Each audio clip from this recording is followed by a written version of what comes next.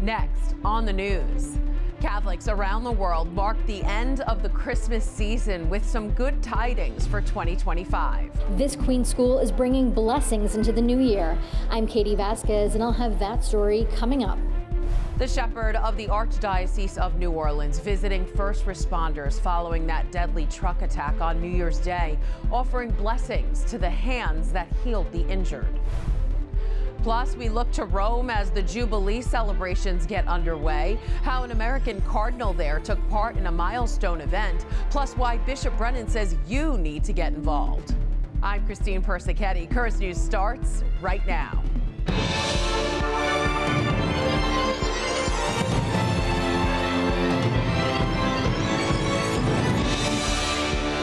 Monday marks the Feast of the Epiphany, the day when the three kings first saw baby Jesus and brought him gifts, is widely reviewed as the end of the Christmas season for Catholics. But as Currents News' Katie Vasquez reports from Forest Hills, the feast is a chance to receive a blessing at the beginning of a new year. Blackboards and chalk are not uncommon in schools, but these mini boards are staying outside the classroom at Our Lady of Mercy Catholic Academy. The sign's a way to bring good tidings into the new year. Thy kingdom come. Students at the Forest Hill School began their first day of classes in 2025 in prayer as their pastor emeritus, Monsignor John McGurl, blesses each of these chalked plaques for Our Lady of Mercy's classrooms.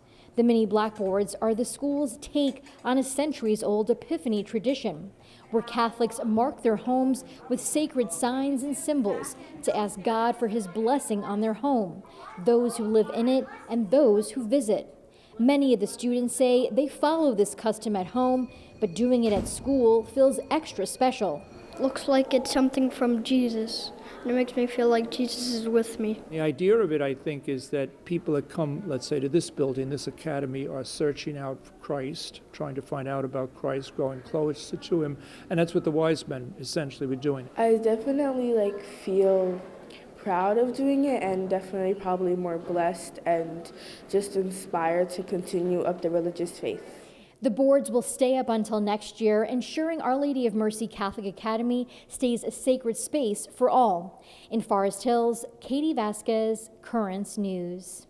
Priests are often the ones to bless doors for the Epiphany, but some churches offer their parishioners blessed chalk so they can do it themselves.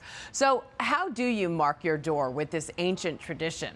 It all starts with the year, in this case 2025. You'll write 20 at the beginning and 25 at the end. In the middle, you'll write CMB, letters that stand for Christos Mansionem Benedicat, which essentially means the blessing of Christ over our house. So the whole thing should read 20 plus C plus M plus B plus 25. To read more about Three Kings Day and its traditions, just head online to thetablet.org. Turning now to New Orleans, where people came together in prayer to honor those lost during last week's truck attack.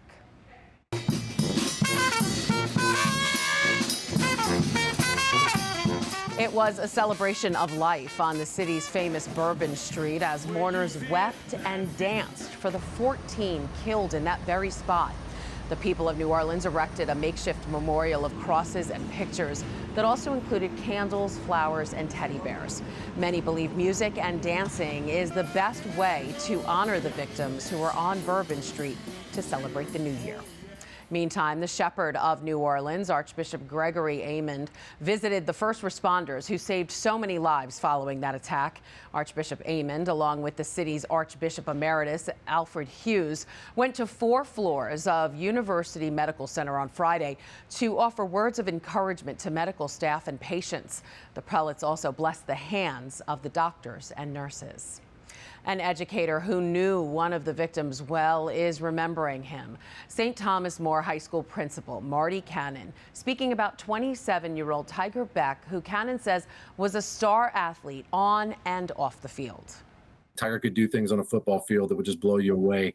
But Tiger was so much more than that, which I think is the reason that there's so much pain and suffering right now and a lot of hurt in our community, because Tiger was so deep. And Tiger was loyal, was charismatic, had some great friendships, loved coming back to his school.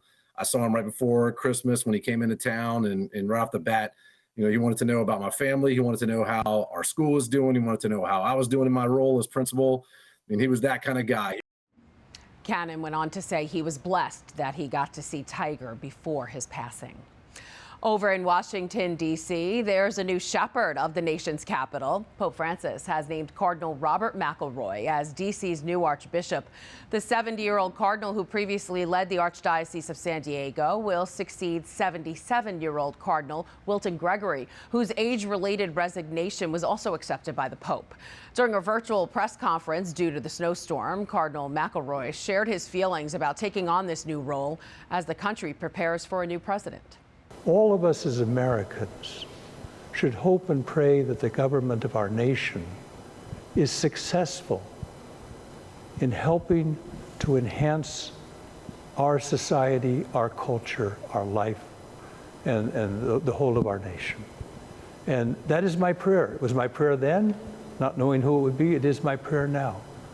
I pray that President Trump's administration and that all of those state and local legislators and governors across the whole of the country will work together to make our nation truly better and to talk through the major issues that we face. There is still no word on when Cardinal McElroy will be installed. An American cardinal in Rome took part in a major Jubilee celebration on Sunday.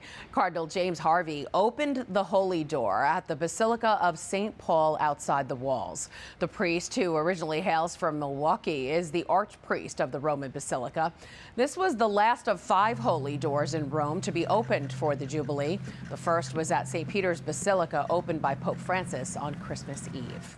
Because some 32 million pilgrims are expected to be in Rome for the Jubilee, the city has increased its security. Some 700 additional agents have been added to the massive police and military deployment already planned, which includes snipers, canine guides, and special anti-terrorist devices.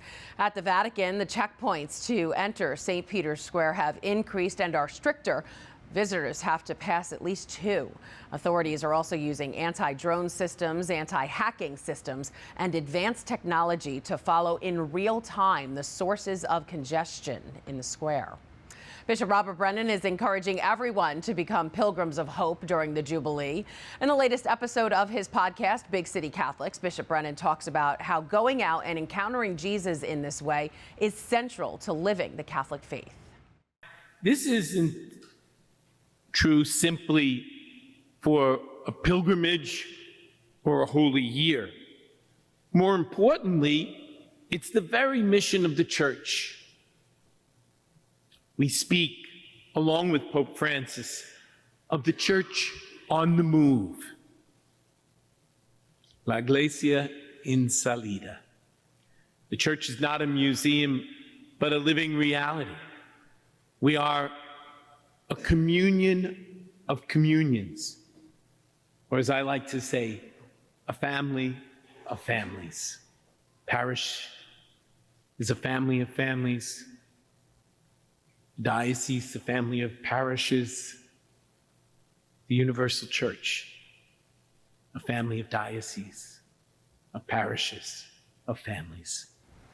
According to the company Peter's Way Tours, some 140 pilgrims from the Diocese of Brooklyn are planning to visit Rome during the Jubilee. One of the biggest groups will be a contingent of 80 young people going in July.